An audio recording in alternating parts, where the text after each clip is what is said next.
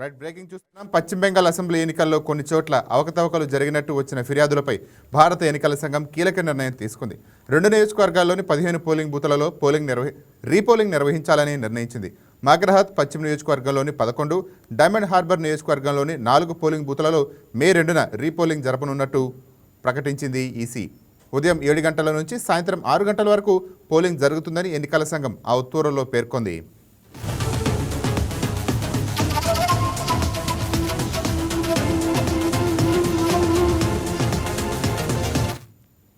రెడ్డిగా కమల గుర్తు కనిపించకుండా ఈవీఎంలు టేప్ అతికించినట్లు బీజేపీ ఫిర్యాదు చేసింది. అవకతవకలపై వచ్చిన ఫిర్యాదుల నేపథ్యంలో సౌత్ 24 పరగణాల జిల్లాలోని డైమండ్ హార్బర్, మాగ్రాహట్ పశ్చిమ నియోజకవర్గంలోని 15 పోలింగ్ కేంద్రాల్లో రేపు తిరిగి పోలింగ్ నిర్వహించనున్నట్లు ప్రకటించింది. మాగ్రాహట్ పశ్చిమలోని 11 పోలింగ్ కేంద్రాలు, డైమండ్ హార్బర్లోని 4 పోలింగ్ కేంద్రాల్లో తిరిగి పోలింగ్ జరుగుతుందని ఎన్నికల సంఘం ప్రకటించింది. రీపోలింగ్ జరిగే ప్రాంతాల్లో చాలింపు ద్వారా విస్తృతంగా ప్రచారం చేయాలని, అలాగే పోటీ అభ్యర్థులకు లిఖితపూర్వకంగా సమాచారం అందించాలని ఎన్నికల సంఘం ఆదేశించింది.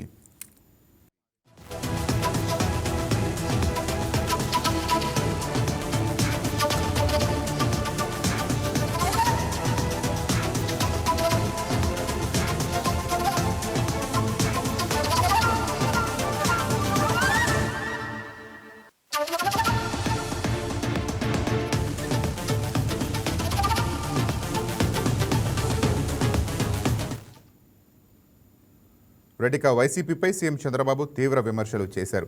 ఏపీలో ఉన్నది వైసీపీ కాదని, అదో గొడ్డలి పార్టీ అని చంద్రబాబు అన్నారు. మేడే సందర్భంగా కృష్ణా జిల్లా పమిడిముక్కలలో ఏర్పాటు చేసిన ప్రజా వేదికలో పాల్గొన్న సీఎం చంద్రబాబు నేర ప్రవృత్తి కలిగిన వ్యక్తులు రాజకీయాలకు పనికిరారని అన్నారు. వైసీపీ అధినేతకు మానసిక సమస్యలు ఉన్నాయని విమర్శించిన చంద్రబాబు తాము ప్రజాధనంతో నిర్మించిన ప్రజా వేదికను 2 గంటల్లో కూల్చివేయటమే వారి విధ్వంసకర మనస్తత్వానికి నిదర్శనమని అన్నారు. గడిచిన 22 నెలలుగా తమ కూటమి ప్రభుత్వం ఏపీకి పునర్వైభవం తెచ్చేందుకు కృషి చేస్తోందన్నారు. సాక్షి పేపర్లో నా చేతిలో కత్తి పెట్టి నారాసుర రక్త చరిత్రని ఆయన చేసిన నేరాన్ని నా నెత్తినే వేశాడు. మీరంతా నమ్మేశారు, ఓట్లు వేశారు. అందుకే 2019లో మనం దెబ్బతిన్నాం. కొంతమంది కాదమ్మా, వేశారా లేదా? వాస్తవం ఓట్లేశారు, అతను గెలిచాడు, 151 సీట్లు గెలిచాడు, విధ్వంసాన్ని ప్రారంభించారు. మీలో మార్పు వచ్చింది. నేను పవన్ కళ్యాణ్ గారు, మోడీ గారు కలిసి వస్తే చరిత్రలో ఎప్పుడు రాని గెలుపు 94% సీట్లు గెలిపించారు. కానీ ఇక్కడ నేను మీకు చెప్పేది ఒకటే, జీవితంలో కొన్ని సంఘటనలు జరుగుతాయి. అందులో నుంచి మనం కొన్ని నేర్చుకోవాలి. నేర్చుకోకపోతే వైకుంఠ పాడే ఇది. నేను బాగా డెవలప్ చేయడం, ఎవడో వచ్చి విధ్వంసం చేయడం, మళ్ళా నేను నిలబెట్టడం, ఇది శాశ్వతంగా ఉంటుంది. మీ అందరిలో ఒకే ఆలోచన అడుగుతున్నా, భవిష్యత్తులో మనకు వైకుంఠ పాళి వద్దు, ఎన్డీఏనే ముద్దు. మీ రాబోయే రోజుల్లో మీరందరూ ముందుకొస్తే ఒక అభివృద్ధి, ఒక సంక్షేమం, ఇబ్బంది లేనటువంటి సుపరిపాలన ఇచ్చే బాధ్యత మాదన్నీ మీకు తెలియజేస్తున్నా.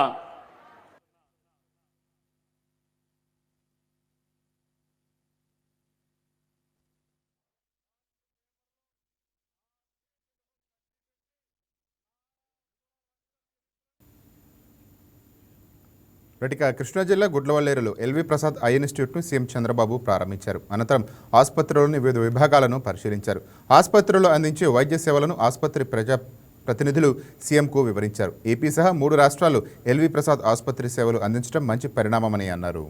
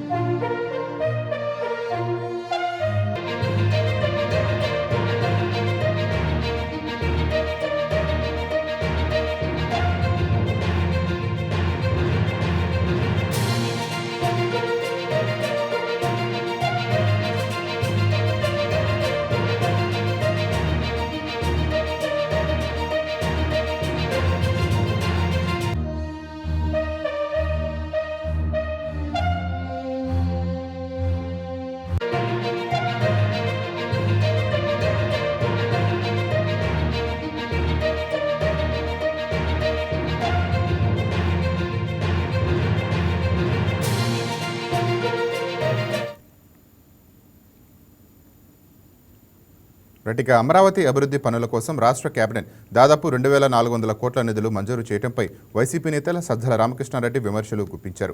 కేబినెట్ నిర్ణయాలు విచిత్రంగా ఉన్నాయని, ఇవి కేవలం చంద్రబాబు సంపద సృష్టి కోసమే తప్ప ప్రజల కోసం కాదని ఆయన ఆరోపించారు. సచివాలయం భవనాల గ్లాస్ క్లాడింగ్ కోసం, వాటి పనుల కోసం 2,400 కోట్లకు పైగా కేటాయించడం ఏంటని సజ్జల విస్మయం వ్యక్తం చేశారు. ప్రజాధనాన్ని కేవలం భవనాల అలంకరణకే ఖర్చు చేస్తున్నారని మండిపడ్డారు. వృధా చేస్తావు చంద్రబాబు గారు, ఒక 10-20 వేల కోట్లతోనే మంచి రాజధాని తయారవుతుంది. ఆ రోజు జగన్మోహన్ రెడ్డి గారు అప్పుడున్న పరిస్థితిలో మేము ప్రభుత్వంలో ఉన్నాం కాబట్టి రెడీగా ప్లగ్ అండ్ ప్లే లాగా అవకాశం ఉన్న వైజాగ్ అనుకున్నారు. ఇప్పుడు ఎలాగో నువ్వు వచ్చినావు, నెక్స్ట్ 3 ఏళ్ళు నువ్వు ఉంటావు కాబట్టి, అటు చంద్రబాబు గారు ఉంటారు కాబట్టి, నువ్వు వద్దన్న 1000 కోట్ల కుమ్మరిస్తావు కాబట్టి అదేదో ఇమ్మీడియట్ స్టాప్ చేసి ఇటు పక్కకు వస్తే అపోతం అయిపోతుందని ఒక ఆచరణాత్మకమైన ప్రజల సొమ్మును జాగ్రత్తగా వాడాలనుకునే ఒక పాలకుడు చేయాల్సిన పని గురించి గుర్తు చేశారు జగన్మోహన్ రెడ్డి గారు. ఫాలో కండి అని కూడా అందరు చెప్పారు. చూడండి అని నిన్న కేబినెట్ సాక్షిగా ఈరోజు రాష్ట్రం ప్రజల మీద ఇంకో పెద్ద బాంబు పడేశారు. ఏమది అంటే, అమరావతిలో సెక్రటేరియట్ బిల్డింగుల కోసం, కట్టబోయే సెక్రటేరియట్ బిల్డింగులు అద్దాల కోసం 2,540 కోట్లతో కాంట్రాక్టు. కేవలం అద్దాలు. బిల్డింగ్ చూసే నోరెళ్లబెట్టి ఆ బిల్డింగ్ ప్రపోజల్ చూసి ఆ కాంట్రాక్టు, దాని మీద ఏదో ప్లంబింగ్ అని, దానికి తోడు కరెంటు సప్లై అని, డ్రైనేజ్ అని వేసినవన్నీ చూసి ఇది పోర్పులు ఎంత పెరుగుతుందో చెప్పలేమనుకున్నాం. కానీ మీరు 12-14 అయింది. నారాయణ తర్వాత మాట్లాడుతూ వీటన్నిటికీ పర్యవేక్షకుడు, అన్ని రకాలుగా చంద్రబాబు ఆలోచనలన్నిటికీ తనే ఒక రూపం ఇచ్చేవాడిన నారాయణ గారు, ఆయన 14 కాదు 16 కూడా కావచ్చు. కేవలం అద్దాలకు 3,000 కోట్లు. ఇంతకుముందుది తీసుకొని ఇది కూడా ఎస్ఎఫ్టీకి డివైడ్ చేస్తే 52 లక్షల ఎస్ఎఫ్టీకి, ఇంకొక ఇది 18,000 రూపాయలు దాటి 18,500, 18,600కు వస్తుంది ఎస్ఎఫ్టీ. అయ్యా ఇదేం దోపిడీ, ఇది ఎక్కడికి పోతారు? అసలు మీరు ఏం చేయాలనుకుంటున్నారు? ఎక్కడ బెస్ట్ 5 స్టార్ ఫెసిలిటీస్ ఎక్కడన్నా కట్టినా కూడా 4,000, 5,000కు మించకపోతే ఈ మీరేమంటే ఇప్పటికీ ఇది దీని మీద యాడ్ చేసుకోవాల్సింది ఉంది. ఇవన్నీ ఇంపోర్టెడ్ అంట. ఈ గ్లాసు రావడం కానీ, వాటికి అవసరమైన సిస్టమ్స్ కానీ మొత్తం బయట నుంచి రావాల్సింది. అంటే డాలర్ ఎక్స్చేంజ్ ఫ్లక్చుయేషన్స్ ఉంటే దాంట్లో మార్పు ఉంటే అది కూడా అప్లై అవుతుంది. అది ఆ మధ్య ఇంతకుముందే 1,500 కోట్లు ఎంతో ఎంత అవుతుందో తెలియదు. ఇంకా పెరగొచ్చు. డాలర్ పెరిగే తప్ప తరిగే లక్షణం దానికేం ఉన్నట్లేదు. ఎక్స్చేంజ్ రేటు ఇంకా 1,500 కోట్లు, 2,000 కోట్లు. ప్రతిదీ టవరే, చిన్నదేంలా అన్ని టవర్స్ పెద్ద అది 1,200 కోట్లు అది వేసారు. ఈ రోజు కనపడినవి ఇవి. దానికి కూడా జీఎస్టీ అదనం. ఇక మాజీ ఎంపీ హర్షకుమార్ వ్యాఖ్యలు రాజకీయ వాతావరణాన్ని మరింత వేడెక్కించాయి. ఆకివీడు వెళ్లకుండా పోలీసులు అడ్డుకోవడంపై తీవ్ర అభ్యంతరం వ్యక్తం చేసిన ఆయన దళితులకు సంఘీభావం తెలపడానికి మాత్రమే వెళుతున్నానని స్పష్టం చేశారు. మత మార్పిడి అంశంపై తీసుకువచ్చిన ఆర్డర్ ప్రాథమిక హక్కులకు భంగం కలిగిస్తోందని ఆరోపిస్తూ కేంద్రంలోని బీజేపీ విధానాలపై కూడా ఘాటు విమర్శలు చేశారు. ఇదే సమయంలో కొన్ని ఉద్యమాల వెనుక రాజకీయ కుట్రలు ఉన్నాయని, బయటి రాష్ట్రాల వ్యక్తుల జోక్యంపై అప్రమత్తంగా ఉండాలని ఆయన పిలుపునిచ్చారు. టెక్కలి వెళ్తున్నానని వదిలిపెట్టేశారు. టెక్కలకు మ్యారేజ్కి వెళ్ళొచ్చాను. ఈ రోజున మళ్ళీ ఏటోడికి ఎవరిని భీమవరంగానే వెళ్తారా అని చెప్పి వెళ్ళని చెప్పినా కానీ 5 పోలీసులు, ఒక 10 మంది ఇంటి చుట్టూ. అంటే నేను ఎక్కడికి వెళ్ళకూడదు, భీమవరం వెళ్ళకూడదా, లేకపోతే బయటికి వెళ్ళకూడదా? ఏంటి నిర్బంధం? ఎక్కడికి వెళ్ళాలని పోలీసులు కూడా మీరు చూడండి అంతాను. అక్కడెక్కడో ఆకివీడులో గొడవ జరిగింది, దానికి మద్దతు ప్రకటించాను, వెళ్ళాను. నన్ను వెళ్లకుండా ఆఫ్ చేశారు, బైండ్ ఓవర్ పెట్టారు. పెట్టిన తర్వాత ఎన్ని రోజులు? అది జరిగి 10 రోజులైంది. ఇంకా నేను ఆకివీడు వెళ్ళకూడదా? ఏంటి గవర్నమెంట్ ఇంత భయపడితే ఎలాగా? నేను వెళ్తే ఏమవుతుంది?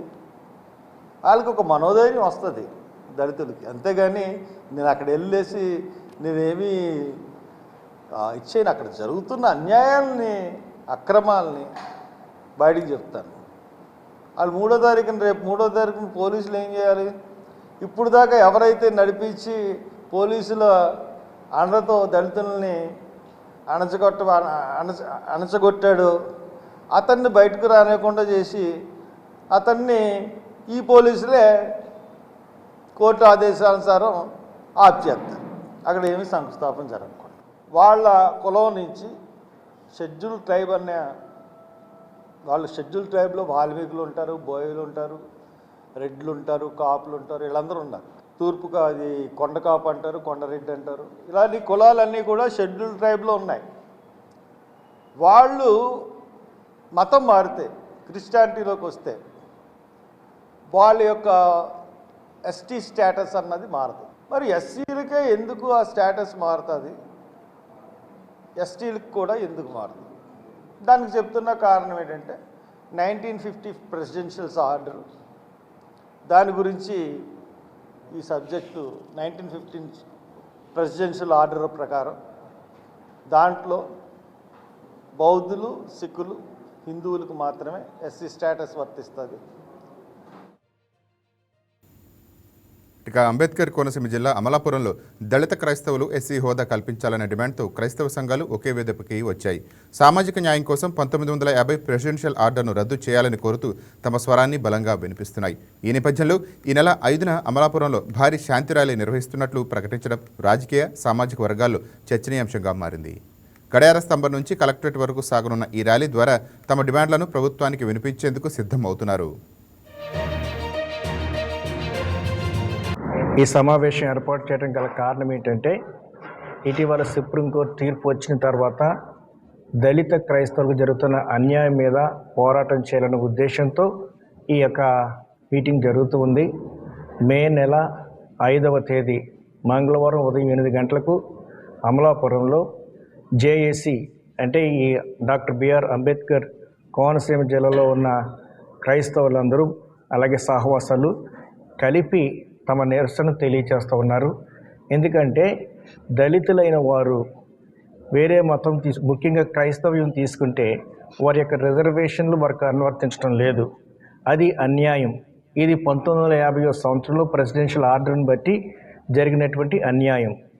ఈ అన్యాయాన్ని అరికట్టాలని, న్యాయంగా క్రైస్తవుల యొక్క ఐక్యత వర్ధిల్లాలి, దళిత క్రైస్తవులకు ఎస్సీ హోదా కల్పించాలనేటువంటి ఉద్దేశంతో అమలాపురంలో గడియార స్తంభం దగ్గర నుండి ఎమ్మెల్యే గారి ఆఫీస్ వరకు, ఎమ్మెల్యే గారి ఆఫీస్ నుండి నల్లవంతుని వరకు మరి శాంతి ర్యాలీ చేయాలనేటువంటి కార్యక్రమాన్ని తలపెట్టడం జరిగింది. ఈ కార్యక్రమానికి ముఖ్య ఉద్దేశం ఏంటంటే 1950 సంవత్సరంలో జరిగినటువంటి ప్రెసిడెంట్ ఆర్డర్ని మరి రద్దుపరచాలనేటువంటి ఉద్దేశంతో మేము దాన్ని ప్రభుత్వాన్ని కోరటం జరుగుతుంది. అదేవిధంగా దళిత క్రైస్తవులకు ఎస్సీ హోదా కల్పించాలనేటువంటి విషయాన్ని ప్రభుత్వాన్ని కోరటం జరుగుతుంది. అంత మాత్రమే కాదు, క్రైస్తవుల ఉనికిని కాపాడుకోవడానికి ప్రభుత్వాలు సహకరించాలి. క్రైస్తవులు అనేకమైనటువంటి ఇబ్బందులు పడుతున్నారు. దళిత క్రైస్తవుల మీద జరుగుతున్న అత్యాచారాలు అవనివ్వండి, వారికి జరుగుతున్న అన్యాయం అవనివ్వండి, ఈ విషయాలను మరొకసారి ప్రభుత్వ దృష్టికి, కేంద్ర ప్రభుత్వం, రాష్ట్ర ప్రభుత్వాల దృష్టికి తీసుకురావడానికి డాక్టర్ బిఆర్ అంబేద్కర్ కోనసీమ జిల్లా క్రైస్తవ నాయకులు, క్రైస్తవ విశ్వాసులు ఈ యొక్క సమావేశమును ఏర్పాటు చేసి నేటి దినమందు ఒక నిర్ణయం చేయడం జరిగింది. మే నెల 5వ తేదీన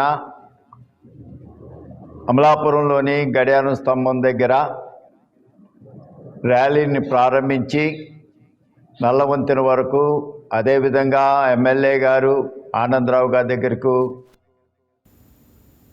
కృష్ణా జిల్లా మచిలీపట్నం టీడీపీ ఆఫీసులో మేడే వేడుకలు ఘనంగా జరిగాయి. టీఎన్టీయూసీ ఆధ్వర్యంలో జరిగిన వేడుకల్లో పలువురు కార్మికులు పాల్గొన్నారు. కార్మికుల విజయానికి గుర్తుగా మేడే వేడుకలు జరుపుకోవడం హర్షణీయమని అన్నారు. కార్మికుల జీవితాలు మెరుగుపడటానికి కూటమి ప్రభుత్వం చేస్తున్న కృషిని కార్మిక నేతలు ప్రశంసించారు. తెలుగుదేశం పార్టీ అనుబంధ విభాగం టీఎన్టీసీ ఆధ్వర్యంలో జెండా ఎగరవేసుకుని కార్మికులందరికీ కూడా మేడే శుభాకాంక్షలు తెలియజేసుకుంటున్నాం. ముఖ్యంగా నారా చంద్రబాబు గారి నాయకత్వంలో పవన్ కళ్యాణ్ బాటలో లోకేష్ నేర్పరితనంతో ఈ రోజున రాష్ట్రం అభివృద్ధి జరిగి స్వర్ణాంధ్రప్రదేశ్గా రూపుదిద్దుకోవాలని ఆకాంక్షిస్తూ ముఖ్యంగా కార్మికులందరికీ కూడా ఖచ్చితంగా 2029 నాటికి సొంత వాహనాలు వాళ్ళని పారిశ్రామికులుగా తీర్చిదిద్దేటువంటి ఒక ట్రైనింగ్ సెంటర్ పెట్టి వాళ్ళందరికీ ఏ పనుల మీద ఆసక్తి ఉందో ఏ పనుల మీద అనుభవం ఉందో తెలుసుకుని వాటికి సంబంధించిన యూనిట్లు ముఖ్యంగా మచిలీపట్నం నియోజకవర్గ కార్యాలయంలో కొల్లూరు రవీంద్ర గారి నాయకత్వంలో తెలుగుదేశం పార్టీ అనుబంధ విభాగమైన తెలుగునాడు ట్రేడ్ యూనియన్ కార్మిక పరిషత్ ఆధ్వర్యంలో నాగిన్ చంద్రి గారు అట్లాగే వారి నేతృత్వంలో పట్టణ పార్టీ అధ్యక్షుడు నాగేశ్వరరావు గారు. అనంతపురం జిల్లా వ్యాప్తంగా సామాజిక పింఛన్ల పంపిణీ జరిగింది. పింఛన్ల పంపిణీని కలెక్టర్ ఆనంద్ పరిశీలించారు. బ్రహ్మసముద్రం మండలం పోలేపల్లిలో ఎన్టీఆర్ సామాజిక భద్రత పింఛన్ల పంపిణీలో కలెక్టర్ ఆనంద్, ఎమ్మెల్యే అమిలినేని సురేంద్రబాబు పాల్గొని లబ్ధిదారులతో మాట్లాడారు. జనగణనకు ప్రజలంతా సహకరించాలని కలెక్టర్ ఈ సందర్భంగా గ్రామస్తులను కోరారు. అర్హులకు సంక్షేమ పథకాలు అందాలంటే ప్రభుత్వానికి సమాచారం అందజేయాలని అన్నారు.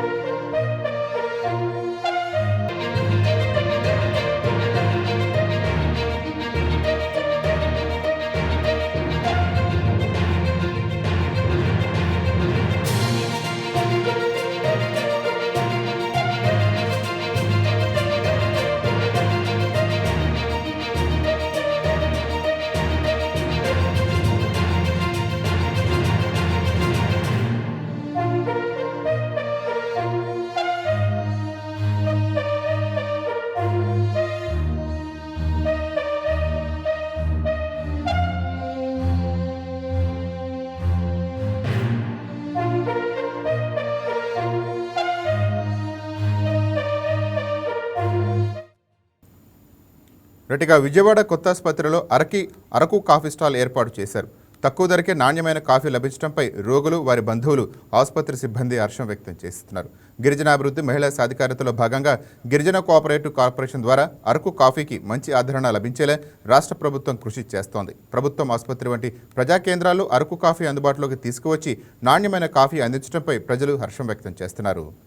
Our franchise GCC, Girijan Cooperative Corporation. The main motto of this GCC is in order to empower the tribals, means ఆ ట్రైబల్స్ని వాళ్ళకి ఎంపవర్మెంట్ కలిగించడానికి కోసం వాళ్ళు తయారు చేసేటువంటి ప్రొడక్ట్స్ లైక్ కాఫీ, షర్బత్, షాంపూస్, ఈ ప్రొడక్ట్స్ అన్నిటిని వాళ్ళు తయారు చేసినవి. సో ఇవి సేల్ చేస్తూ వాళ్ళకి in order to employment provide చేయడం అనేది main motto of this GCC.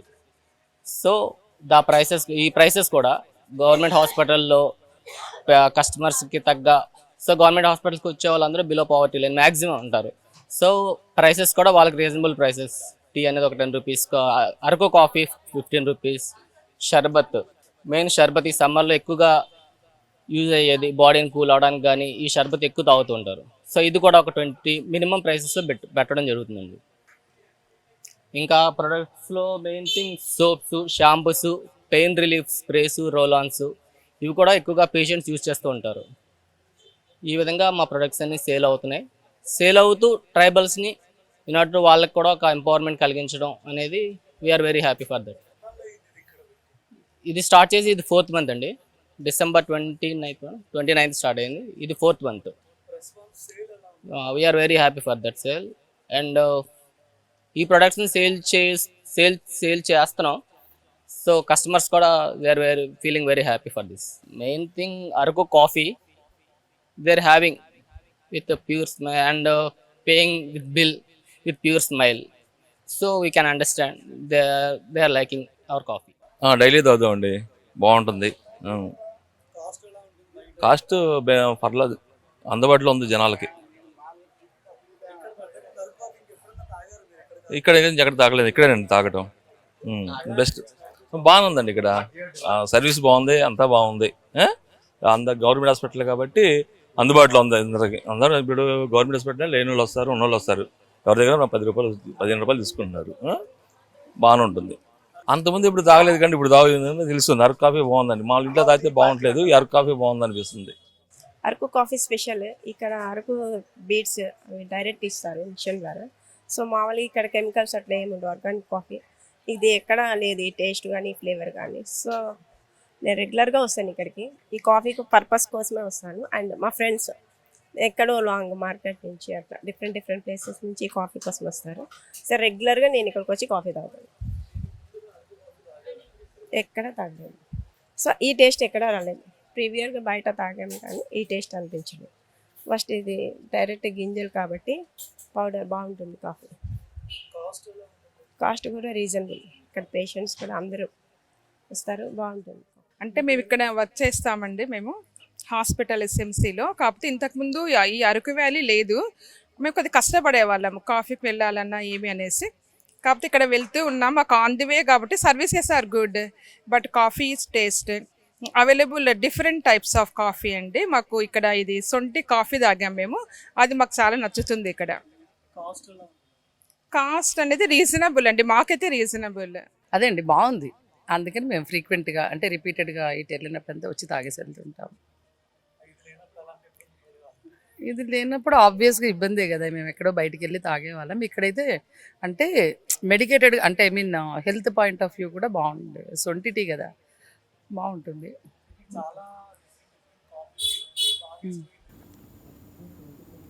Mangalagiri Tadepalli corporation పరిధిలో జనగణన 2027 తొలిదశ ప్రక్రియ ప్రారంభం అయ్యింది. కార్పొరేషన్ కమిషనర్ అలీం బాషా జనగణన కార్యక్రమం దేశ ఆర్థికాభివృద్ధికి బలమైన పునాది వేస్తుందని అన్నారు. ప్రజల జీవన స్థితిగతులు, అవసరాలు అర్థం చేసుకునేందుకు జనగణన ప్రక్రియ అత్యవసరమని అన్నారు. ప్రతి కుటుంబం సరైన సమాచారం ఇవ్వటం ఎంతో ముఖ్యమని అన్నారు.